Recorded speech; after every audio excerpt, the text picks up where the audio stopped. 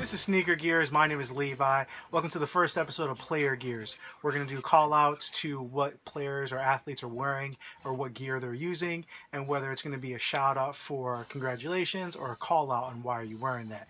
And today we have the fortune of actually talking about the shoes that Jordan released in their Jordan Brand Classic. So these shoes were only released to the participants who were invited. And in typical Jordan fashion, they got some sick shoes in some sick colorways that no one else is going to have access to. So every few years, they do release some in local Foot Actions or Jordan stores. I was able to pick up the JBC Mellows from last year, but that's here and far between. So I just want to talk a little bit about the shoes they got, why they got them, and how it applies to you. So first off, they got the Jordan 30.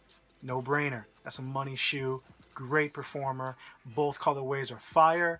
I wish I can grab at least one of them, and lo and behold, no one's going to be able to grab them, at least for the most part. And if you do, it's because they're going for a high dollar. Second, they're giving every athlete the new Ultrafly. Now, the reason for that, in my mind, is one, you always want to have two balling shoes. You don't want to have one you're taking home that you're just beating the crap out of. You do want to be able to alternate. And two, they're giving the players two different shoes. You have the Jordan 30, who can be used more for a bigger player, just because it does have more cushion. And you have the Ultrafly, which is more guard suited.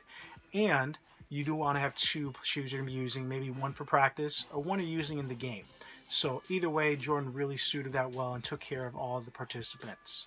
The next two shoes they have is the Jordan 9 Low, which looks gorgeous. Probably one of my favorite colorways that they've done in the Jordan 9 Low.